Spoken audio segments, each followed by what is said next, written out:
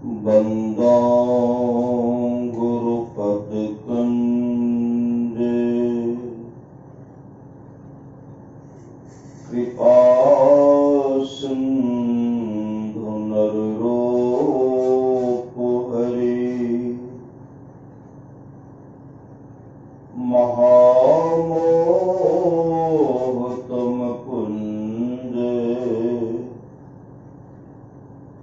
जासु बचने विकर निकरा धन्य धन्य सतगुरु सुखदाय महिमा कही न जाए जो कुछ कहूँ तुम्हारी कृपा मोतें कछु न बसाए। अव्यक्त रूप में प्रातः स्मरणीय अनंत से देहोसित परम पूज्यपाद सदगुरु महाराज के चरणों में कोटि कोटि नमन। विशिष्ट गुरुजन उपस्थित सत्संग प्रेमी महानुभावों, माताओं एवं बहनों, सभी के अंदर में बैठे ही परमात्मा को कोटि कोटि नमन। संत महात्मा लोग कहते हैं मनुष्य जीवन की सफलता भगवत प्राप्ति में है। यह तन बार बार मिलने को नहीं है, इसलिए आगे की यात्रा के लिए हम लोग जो संसार से चलेंगे, आगे की यात्रा के लिए अभी से भगवत भजन रूपी धन संग्रह करो। संत कबीर साहब ने कहने की कृपा की, बार बार नर दे नहीं यह बीरे, चेत सके तो चेत कहत कबीर रे,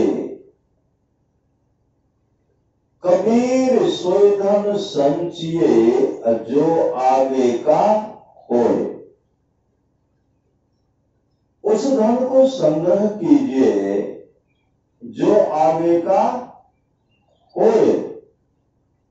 माथ चढ़ाए गांठरी चातन देखा कोई। माथे पर और गड्ढा हो लेकिन जाने के समय कोई नहीं देखे। माथ चढ़ाए गांठरी चातन देखा कोई, करिए नित्य सत्संग को बाधा सकल मिटाएगा। सत्संग नित्य कीजिए, जो भी बाधा है विपत्ति है मिट जाएगी। यह अवसर कहते यह मौका फिर हाथ आने वाला नहीं है। यह अवसर फिर ना मिले दुर्लभ नरतन पाए। अभी सुन रहे थे सत्संग भाग्य से वेद मंत्र, ओम युनजान प्रथमम मनस्तत्वाय सवितादियम अग्नेर ज्योतिर्निचाय पृथ्व्या अध्यावरत।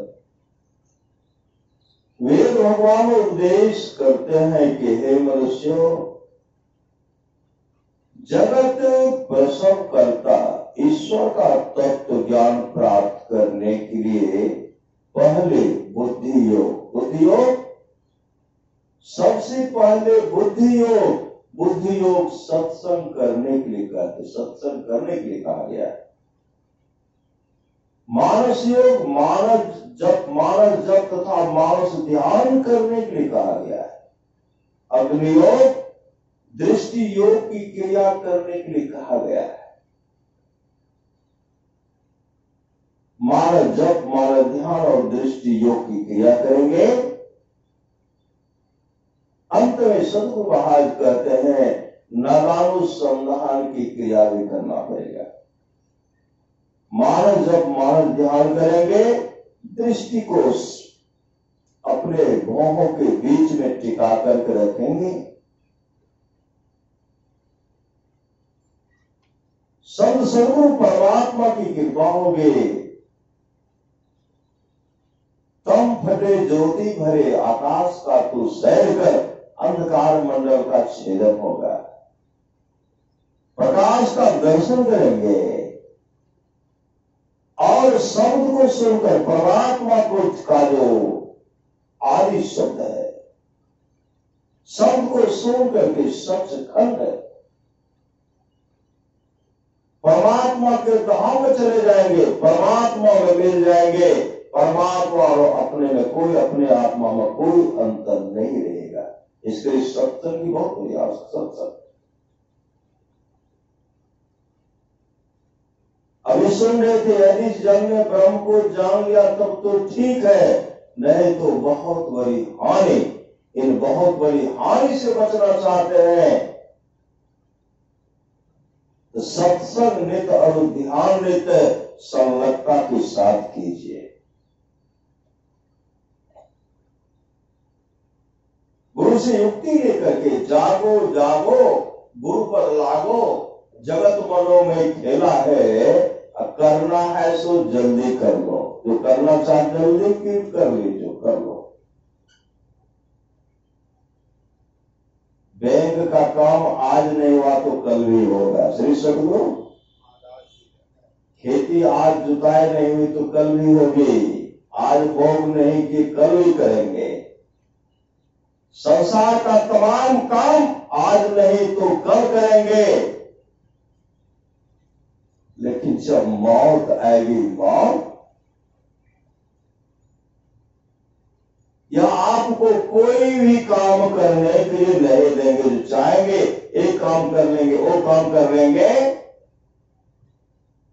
काम करने के लिए आपको देंगे ही नहीं, क्योंकि आएगी नोटिस, जमानत न होगी।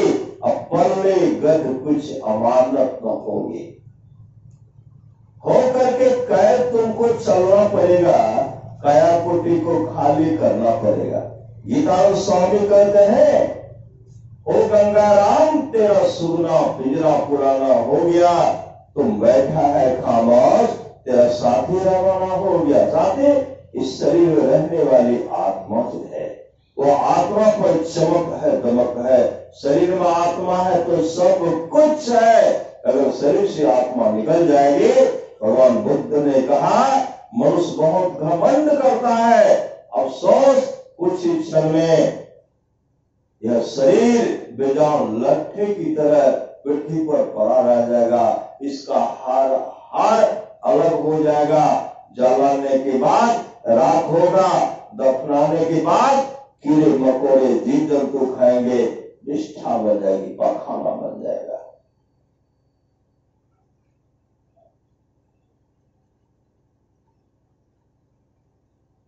ओ गंगाराम तेरा सुगना पिंजरा पुराना हो गया, तुम बैठा है खामोश, तेरा साथी रवाना हो गया। मौत रूपी बिल्ली बैठी है तेरी ताक में, मोड़ तो पछताएगा, मिल जाएगा जब तू राख में। ओ मुसाफिर कर तैयारी, गाड़ी आने वाली है, तत्काल ही छूट जाएगी, सीटी बजाने वाली है। मौत रूपी डाकगाड़ी जिस समय में आएगी, कहे गीतानंद यहाँ की सारी संपत्ति यहीं रह जाएगी।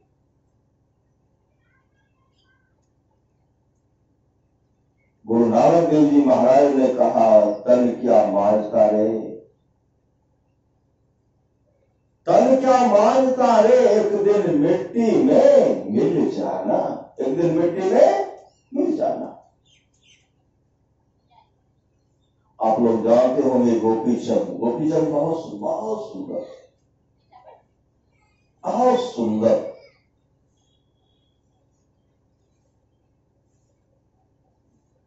रात में गुलाब का पंखुड़िया देते थे, पानी में गुलाब का पंखुड़िया देते थे, इत्र देते थे। तब उससे दिन में स्नान करते थे कि शरीर में को मलने में कहीं खरोंच नहीं। इतने सुंदर थे, खरोंच नहीं लगे। एक तो पानी मुलायम, गुलाब का पंखुड़िया भी मुलायम, इत्र भी मुलायम।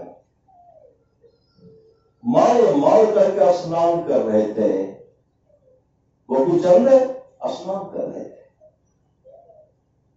मां छत पर से देख रही थी, मां छत पर से देख रही। देखते देखते मां के आंख से आंसू टपक पड़ा। श्री सदगुरु आंसू टपक पड़ा। वो आंसू जो गिरता है गोपीचंद के शरीर पर गिरता है। गोपीचंद ऊपर देखते, छत ऊपर देखते हैं। मां छत पर किनारे में बैठ करके अपने पुत्र गोपीचंद को देख रहे थे। मां रो भी रही, आंसू बहने लगी। मां रो भी रही है। जैसे गोपीचंद के शरीर पर वह आंसू गिरता है, गोपीचंद छत के ऊपर देखते मां रो रहे, दौड़ पड़े मां के पास। क्यों दौड़ पड़े? गोपीचंद मातृभक्त थे। गोपीचंद मां का खूब सेवा करते थे, काफी सेवा करते थे, मां का सेवा करते थे।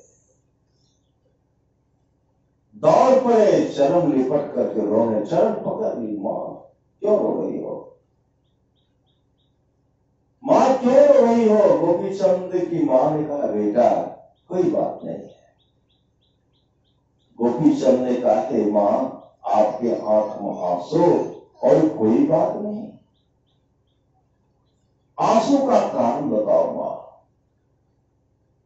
जब तक आंसू का कारण नहीं बताओगी, रोने का कारण नहीं बताओगी, न स्नान करूंगा न भोजन करूंगा।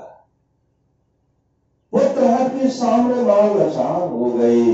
मां कहने लगी, बेटा जितना सुंदर तुम हो, तुमसे विशेष सुंदर तुम्हारे पिताजी थे। तुमसे विशेष सुंदर,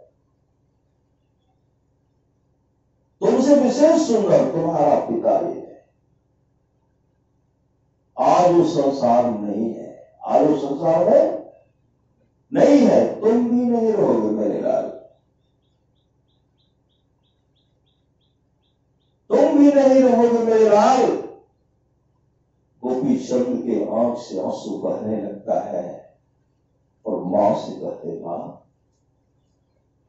इस शरीर को सार्थक करने के लिए कोई उपाय है?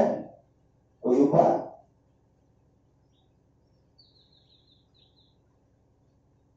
मेरा जीवन सफल सार्थक हो जाए, इसके लिए कोई उपाय है? तो गोपीचंद की मां अमृत कलश में उपदेश अपने पुत्र गोपीचंद को सुनाने लगी। गुरु भी तुम्हें पुकार रहे हैं, कर लो नाम अमृत का पान। गुरु भी तुम्हें पुकार रहे हैं, कर लो नाम अमृत का पान। जन्म मरण से छुट्टी पाकर कर लो अपना चिर कल्याण। यह कंचन से काया लेकर तू कब तक जीत पाओगे? जैसे सब मरते हैं जग में, वैसे ही मर जाओगे। मरने से पहले सदगुरु से सदयुक्ति प्राप्त कर लो अगर, तब तुम गोपीचंद सरीखे बन जाओगे अजर अमर। मां का उपदेश सुन गोपीचंद गुरु गोरखनाथ के पास गए और उनसे भजन गाने के लिए दीक्षा लेकर के मानस जप, मानस ध्यान और दृष्टि योग की क्रिया करते हुए, लगाओ संधार की क्रिया करते अपने जीवन को सफल सार्थक कर लिए।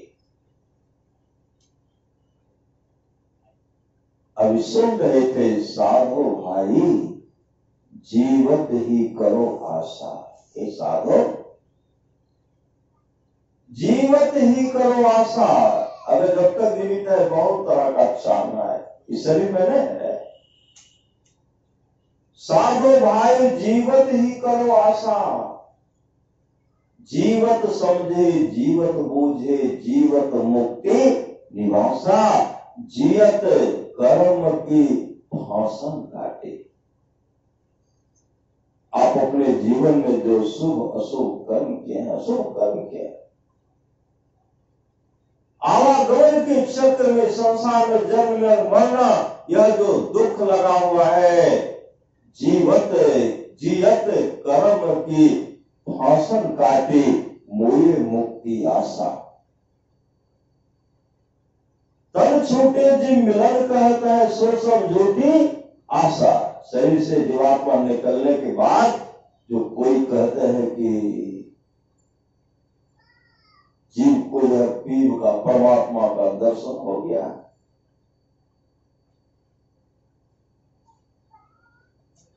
तन छूटे जीव मिलन कहते हैं, सो सब झूठी आशा। अब वो मिला तो तब मिलेगा, नहीं तो जमपुर बासा। दूर दूर ढूंढे मन लोगी, कहां से कहां भटक रहे हैं। दूर दूर ढूंढे मन लोगी, मिटे न गर्भ का आशा। साधु संत की करे न बंदगी, कटे कर्म की फांसा। सत्य गहे सतगुरु को चिन्हे, सत्य नाम विश्वासा। कहे कबीर साधन हितकारी, हम साधन के दासा।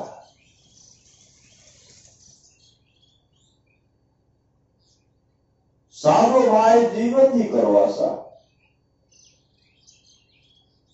आप लोग जानते होंगे युवराज भद्रबाहु बहुत सुंदर थे, बहुत सुंदर। एक दिन की बात है, युवराज भद्रबाहु घर से निकले। मंत्री पुत्र सुकेश भी उनके साथ में थे। मंत्री पुत्र सुकेश आगे जब बढ़ते हैं, कभी निकलते नहीं थे। श्री सदगुरु महाराज की जय। उनके लिए राजमहल में इतना सुंदर व्यवस्था था, उनको निकलने के लिए देते ही नहीं थे। जैसे भगवान वो सिद्धार्थ को निकलने के लिए देते थे। सिद्धार्थ के सामने ज्योतिषाचार्य ने कहा था, इनके सामने में कभी भी मुरझाया हुआ फूल नहीं रहना चाहिए। मुरझाया हुआ फूल को देखेगा, प्रश्न खड़ा हो जाएगा। कभी इनके सामने वृद्ध नहीं आना चाहिए। जैसे वृद्ध को देखा, इसके मन में प्रश्न खड़ा हो जाएगा। कभी रोगी को नहीं देखे, जैसे रोगी को देखेंगे इनके सामने प्रश्न खड़ा हो जाएगा। कभी लाश को नहीं देखे, कभी जलती हुई चिताओं को नहीं देखे। जैसे जलती हुई चिताओं को देखेंगे, इनके सामने प्रश्न खड़ा हो जाएगा। सिद्धार्थ के लिए विश्व की तमाम सुंदरियां को रखते थे।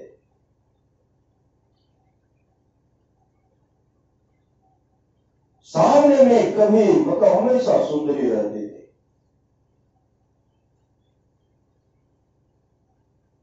शादी भी किए तो विश्व सुंदरी यशोधरा जैसी पत्नी।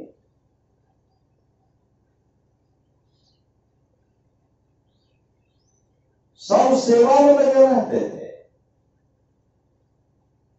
और चरित्रवान थे, चरित्रवान। पूर्व जन्म का संस्कारी सिद्धार्थ है।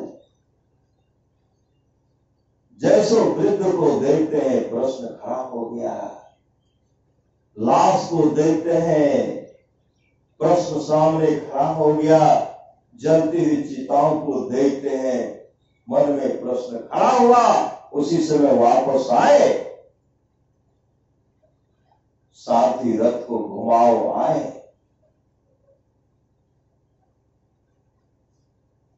क्या प्रश्न खड़ा हुआ? सारथी रथ रोको, यह कौन है? कहा मनुष्य है, कहा इस तरह लाठी के सहारा लेकर के चलते थे। कहा सिद्धार्थ है, यह मनुष्य है, वृद्ध हो गया है, मैं भी वृद्ध हो जाऊंगा। कहा आगे गए, रोगी को देखते क्या हो गया? कहा बीमार पड़ गया है, कष्ट से परेशान हो रहा। कहा मैं भी रोगी बन जाऊंगा। कहा हाँ। आगे जाते हैं, लाश को देखते हैं, कहीं क्या हो गया? आदमी मर गया, मैं भी मरूंगा। कहा हाँ। आगे गए, लाश को जला रहे थे, यहाँ क्या है? आदमी मर गया, उनको जला करके राख कर रहे हैं। सिद्धार्थ कहते मैं भी मरूंगा, मुझे भी जला करके राख कर देंगे, रथ को घुमाओ। और वापस आए, लोग सामने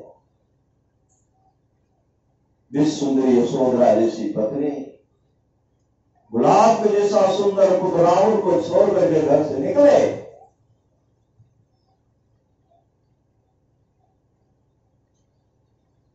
तब तक नहीं आए जब तक कि वो अपने आत्मस्वरूप का दर्शन नहीं कर लिए। जब आत्मस्वरूप का दर्शन किए वापस आए, जो उनका साथी साथ छोड़ दिया था उनको राम दान दे दिए। अपनी पत्नी यशोधरा को भी भजन भेज दिए, राहुल को भी भजन भेज दिए, सब मोक्ष को प्राप्त कर लिए। मैं कह रहा था जब युवराज भद्रबाहु निकला, उनके लिए इसी तरह का व्यवस्था था। और जैसे आगे बढ़ते हैं, कभी किसी वृद्ध को देखे नहीं थे, जलती हुई चिताओं को देख रहे हैं। सब आदमी घेर करके उस चिता में अग्निदान के जल रहा है, सब बैठे हुए। युवराज भद्रबाहु कहते सुकेश, यहाँ बहुत लोग घेरे हुए, यहाँ क्या हो रहा है? मंत्री को सुकेश कहते हैं युवराज, आदमी मर गया है, उसको जला करके राख कर रहा है।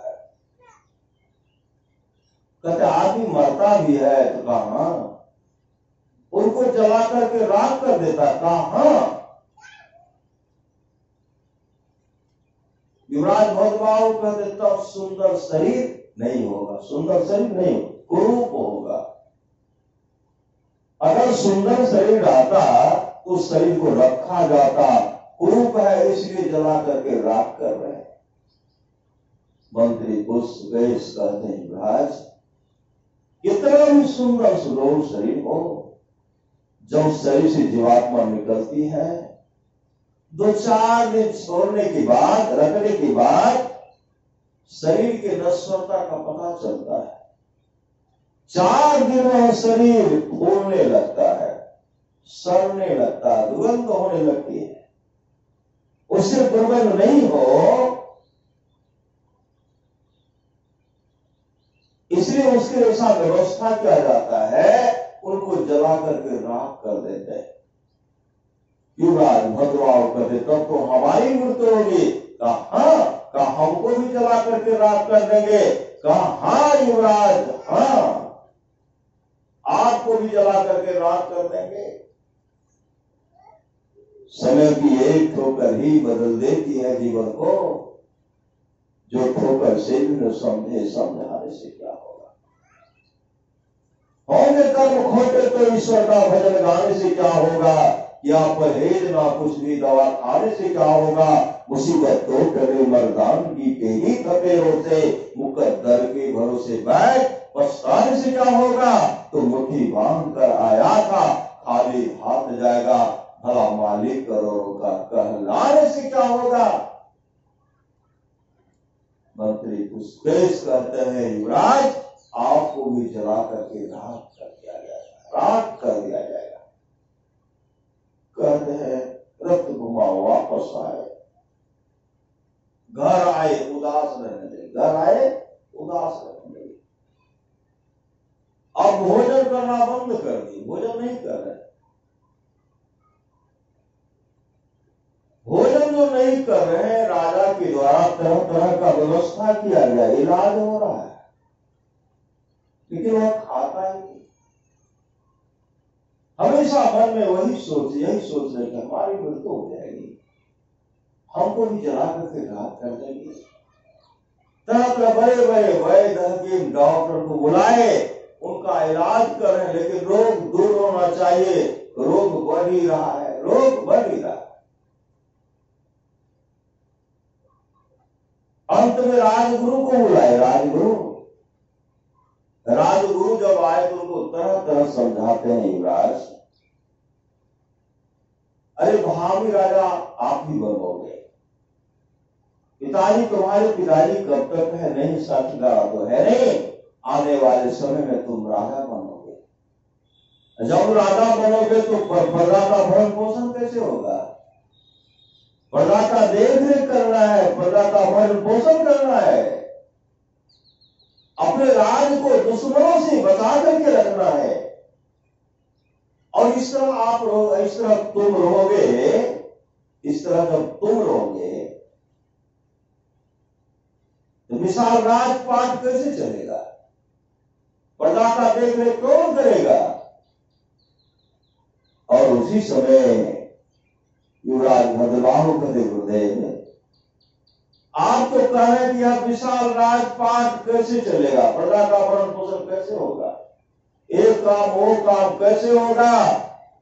हम तो यह सोच रहे हैं कि शरीर से जीवात्मा निकलेगी, हमारा सुंदर शरीर जो है, युवराज भद्रबाहु देखने बहुत सुंदर, उनके सामने में कोई उससे सुंदर कोई था ही नहीं, इतने सुंदर था।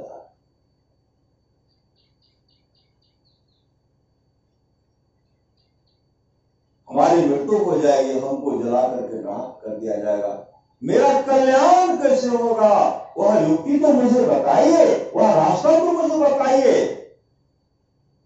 तब राजगुरु कहते हैं, युवराज अरे इसमें तो सच्चे सदगुरु की आवश्यकता है, सच्चा सदगुरु चाहिए, पहुंचे संत सदगुरु चाहिए। तब राजगुरु क्या करते हैं, पहुंचे संत सदगुरु को बुलाए, उनको बुला करके जब उनको भजन भेद दिलाए, अब भजन भेद दिलाने के बाद युवराज भद्रबाहु मुस्तैदी के साथ ध्यान भजन किए, अंधकार का पट हटा करके खोल दिए, प्रकाश का दर्शन करते हुए, शब्द को सुनते हुए सचखंड परमात्मा के धाम में चले गए, अपने जीवन को सफल सार्थक कर लिए।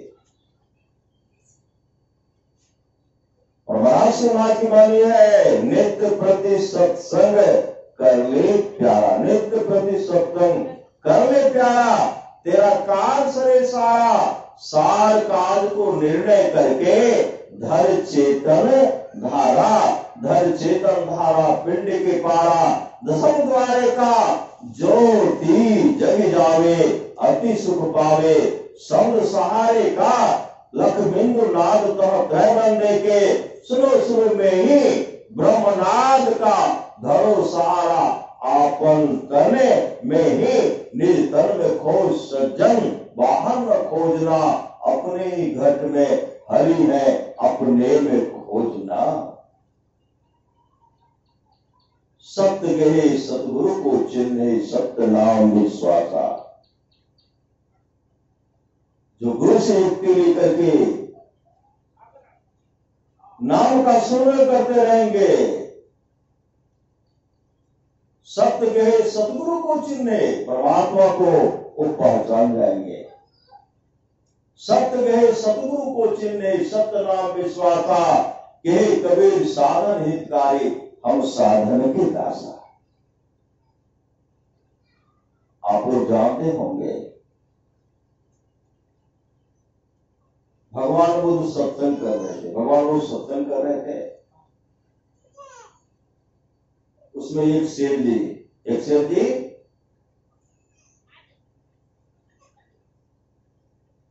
500 बैल गाड़ी पर कपड़ा का गट्ठर लेकर के जा रहे थे, सत्संग बेचेंगे, काफी मुनाफा लेंगे। साधु सबको तो बहुत विदाई होती है, अब बढ़ा चढ़ा करके लेंगे, बढ़ा चढ़ा करके। जिसका कीमत कम है उसको बढ़ा करके, जो कहेंगे उनको तो देना ही पड़ेगा। यही सोच रहे थे। अब 500 बैलगाड़ी पर कपड़ा का गट्ठर ला दे। बढ़ते बढ़ते नदी के किनारे, सूखा नदी था, सूखा नदी था, और उस नदी के उस पार भगवान बुद्ध जो सत्संग करते थे, पंडाल बना हुआ था। सेठ जी क्या कहते हैं, अभी गाड़ी को इधर ही रोको, उधर कल जाएंगे सुबह में, अभी गाड़ी रोको, रुकवा दिए। एक काम करो, कपड़ा का गट्ठर को तो कीमत बढ़ा करके लिखिए दिए हैं, बढ़ा करके फिर से लिखो, सही सदगुरु फिर से लिखवाने लगे। भोजन बन रहा है, भोजन रात में भोजन करेंगे, और तब तक कपड़ा का गट्ठर पर कीमत बढ़ाओ। 500 बैलगाड़ी कितना गट्ठर होगा, सही सदगुरु। क्या किए, गट्ठर पर कीमत बढ़ा करके लिख रहे हैं। रात्रि जब हुई, रात्रि काफी वर्षा हुई, सही सदगुरु, काफी वर्षा, इतना वर्षा बारिश हुई कि सूखा नदी जो था जलमग्न हो गया, यहां से वहां तक वह बह रही, सही सदगुरु। जो सूखा नदी है अब है बह रही, बहने लगी। सुबह जब हुआ तो देख रहे अथाह पानी है, श्री सदगुरु। अब पश्चाताप कर रहे, अब पश्चाताप कर रहे, अगर कल चला जाता तो अच्छा होता, लेकिन गया नहीं। संत कबीर साहब कहते, काल करे सो आज ही कर ले, फिर न मिले यह साधा। 84 में गिर पड़ोगे, भूख तत दिन अरुण जाता। माथे पर हाथ रखे हुए हैं, और वहां जाने में, वहां जो घूम करके जाते, नदी में कहीं पुल का व्यवस्था नहीं था। नदी के पानी को सूखने में 6 महीना समय लगेगा, 6 महीना। अब घूर करके ऐसी जगह पुला था, और जाने में भी उसको 6 महीना लगता, जाने में 6 महीना चल रहे हैं। 6 महीना में पानी भी सूखेगा। तो सेठ जी क्या कहते, एक काम करो, अब यहीं रहो, यही अब हम लोग यहीं रहेंगे। 6 महीने के बाद जब नदी की पानी सूख जाएगी, तब हम लोग वहां जाएंगे, और 6 महीने तक जो बैठ करके खाएंगे, उसका कीमत जो है सब कपड़े पर बैठा देना है, कपड़े पर बैठाएंगे, और सब सन्यासी सबसे लेंगे। विदाई काफी न होती है, श्री सदगुरु कई बोल रहे थे। भगवान बुद्ध बैठे हुए थे, अंतर्यामी भगवान बुद्ध सब ये जो मन में सोच है सब बात जान गए। जिनकी दृष्टि खुल जाती है, जो प्रकाश का दर्शन कर लेते हैं, शब्द का श्रवण करते हैं, चिट्ठी के पांव में भी अगर घुंघरू बजती बात तो वह कोई सुनते, वह परमात्मा सुनते हैं। जो आत्मस्वरूप का दर्शन कर लेते वो तो सुबह भी सुनते हैं, क्योंकि परमात्मा में कोई अंतर नहीं आता। सोच रहे थे ऐसे होगा वैसे करेंगे, बढ़ा चढ़ा करके लेंगे, सब विचार कर रहे थे। भगवान बुद्ध मुस्कुराने लगे, आनंद वहीं खड़े देखा करते, आप क्यों मुस्कुरा रहे हैं? भगवान बुद्ध कहते आनंद कोई बात नहीं है, आनंद कोई बात नहीं है। आनंद कहते भंते, मुस्कुराने का तो कोई न कोई कारण अवश्य होगा। भगवान मुस्कुराने का कारण हमसे बताइए, हमको कहिए। मुस्कुराए, उसका कारण हमको बताइए। तो भगवान बुद्ध कहते आनंद है।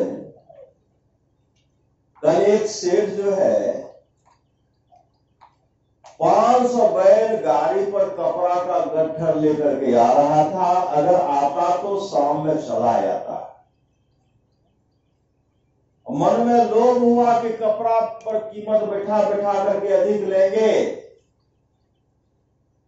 वो क्या किए, बैलगाड़ी को नदी के उसी पार रख करके कपड़ा पर कीमत बैठाने में लग गए। बढ़ा करके लिखने लगे।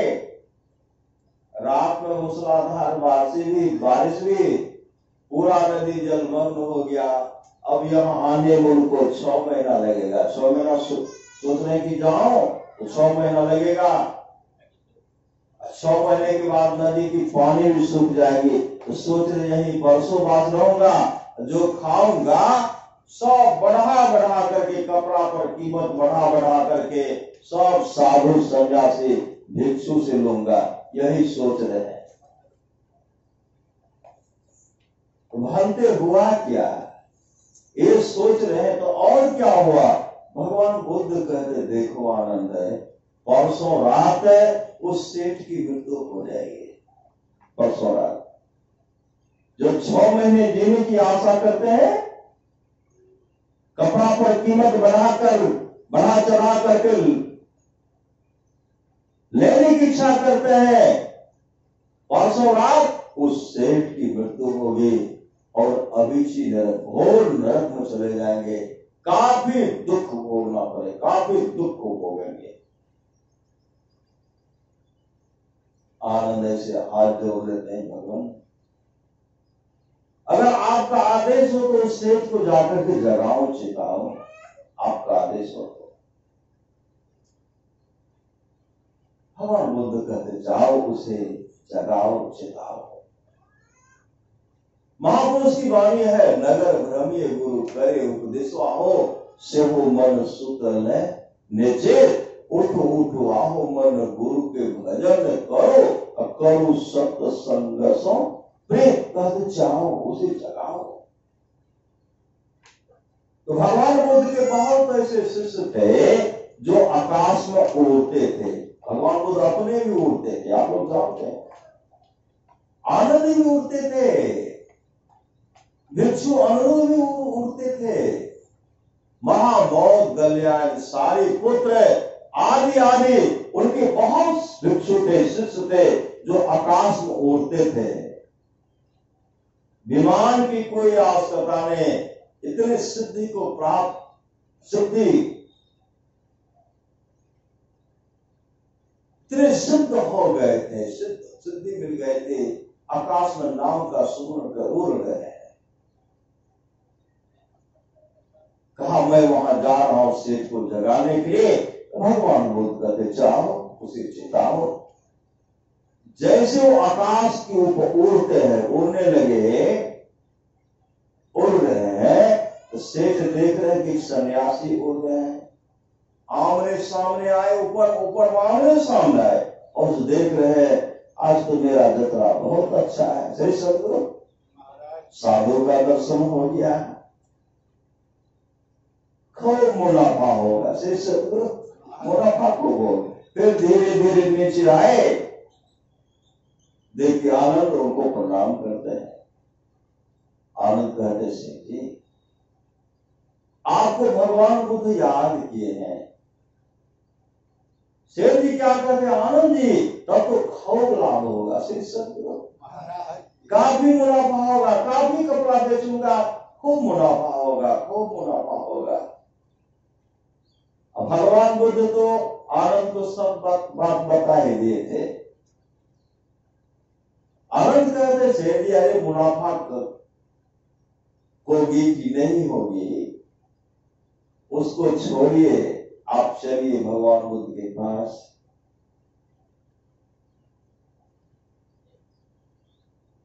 मन में है कि कपड़ा का गट्ठर हम जाएंगे तो कैसे जाएंगे।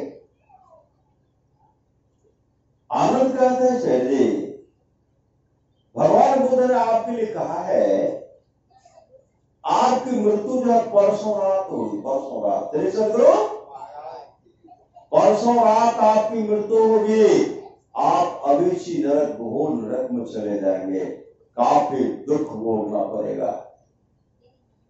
इतना सुनते ही शेर जी ने कहा, मेरे लिए भगवान बुद्ध ने कहा शेर जी समझ गए कि अब परसों रात हमारी मृत्यु होगी।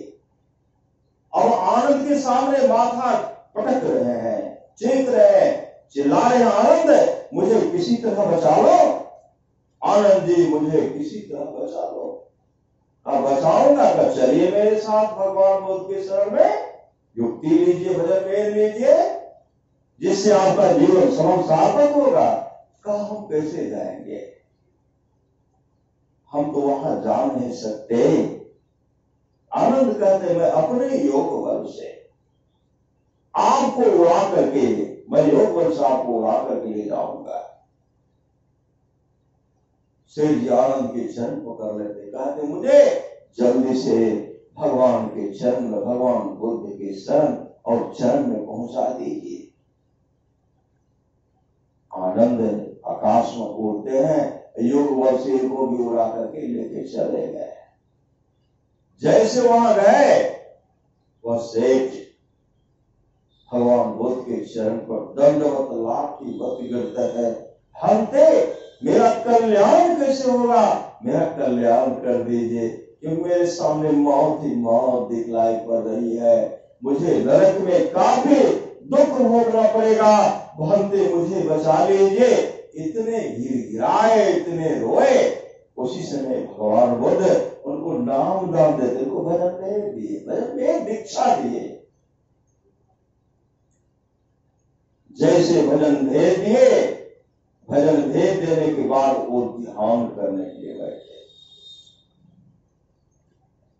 3 दिन तक ध्यान किए। श्री सदगुरु, सत्संग भी हो रहा, ध्यान भी कर रहे हैं, सत्संग हो रहा, ध्यान कर रहे हैं। समय आया, परसों रात उनकी मृत्यु हो गई। श्री सदगुरु, शेर की मृत्यु हुई। जैसे मृत्यु हुई,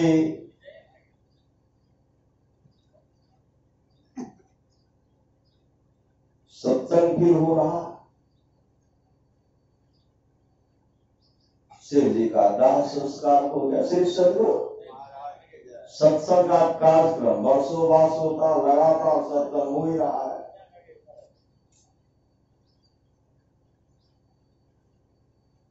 तीन रात बीतने के बाद जिस दिन की मृत्यु हो गई, उनका दाह संस्कार होगा। जलाने के बाद आनंद कहते बनते, सत्संग में उठ करके प्रश्न करते हैं लोग, बनते आपको जो सेठ अविची नरक में जाने वाला था, घोर नरक में जाने वाला था, आप जो उसको नाम दान दिए, भजन भेज दिए, भजन भेद के प्रभाव से दीक्षा लिए और ध्यान जो किए, उसके प्रभाव से अभी सेठ जी कहां है? भगवान बुद्ध कहते आनंद है, वह सेठ नाम के प्रभाव से जो भजन भेद लिए, दीक्षा लिए, ध्यान भजन जो किए, भजन भेद के प्रभाव से वो नरक लोक नहीं गए, तावतीस भवन चले गए। स्वर्ग लोक में सबसे सुंदर लोक को प्राप्त हुई, तावतीस भवन चले गए। इस सत्संग का फल है। सही सदगुरु, इस सत्संग का फल है। परमात्मा की मानिए, थोड़ा सा भी सत्संग करो, बड़ा लाभ होता है। थोड़ा सा सत्संग करो, बड़ा लाभ होता है। जितना लाभ की बहुत धन के मिलने, बहुत विद्या के पढ़ने से होता, उतना लाभ सत्संग से होता है। नित्य नियमित ढंग से सत्संग करो, सत्संग से खाली कोई मत रहो। अभी अमृत की वर्षा हुई, अध्यात्म ग्रंथ का सार ज्ञान कह दिया। जिसको याद रहा उसको अमृत मिला, जिसको याद नहीं रहा उसने अमृत को खो दिया। हम लोग सत्संग कर रहे हैं, पुण्यतिथि का असर पड़ता है। सब भाई माँ, सब परिवार के सदस्य मिल करके दिवंगत आत्मा की शांति हेतु सत्संग कर रहे हैं और सदगुरु से प्रार्थना कर रहे हैं, उनको आप शांति प्रदान करें, आप उनको शांति प्रदान करें। कई वर्षों से सत्संग हो रहा है सदगुरु, कई वर्षों से सत्संग हो रहा है और सत्संग का लाभ उन आत्मा को मिलती है। उनको तो मिलती है जो हमारे पितृ लोग चले गए हैं, जो हमारे पहले भी चले गए हैं, उनको भी सत्संग से लाभ होगा, उनका भी परम कल्याण होगा। इस सत्संग से 100 पीढ़ी का उद्धार, 100 पीढ़ी का उद्धार होता है। जो सुने उनके 100 पीढ़ी का उद्धार होगा इस सत्संग से, 100 पीढ़ी। पितृ लोग, माँ के सगे संबंधी, मौसी के सगे संबंधी, बुआ के सगे संबंधी, आदि सब मिलाकर के 100 पीढ़ी का उद्धार होता है इस सत्संग से। सदगुरु महा से प्रार्थना है वो आत्मा कहां कहीं भी हो। श्री सदगुरु महाराज, संत कबीर ने कहा भक्ति बीज बिरसे नहीं, जो जुग जानंत ऊंच नीच घर जन्म ले तब संत को। संत जिसके अंदर में भक्ति रूपी पूंजी है, ऊंच घर में नीच घर में कहीं भी जन्म ले तो उस संत को संत और संत के परिवार में जन्म लेंगे और धीरे धीरे अपने जीवन के बादलों को सदगुरु के हवाले करते रहेंगे और सत्संग नृत्य और ध्यान नृत्य करते रहेंगे। एक न एक दिन परम मोक्ष, परम कल्याण हो जाएगा, मोक्ष को प्राप्त करेंगे। इसके लिए सत्संग की आवश्यकता है। सत्संग नृत्य और ध्यान नृत्य संलग्नता के साथ कीजिए, इहलोक परलोक दोनों मंगलमय होगा। बोलिए प्रेम से श्री सदगुरु महाराज।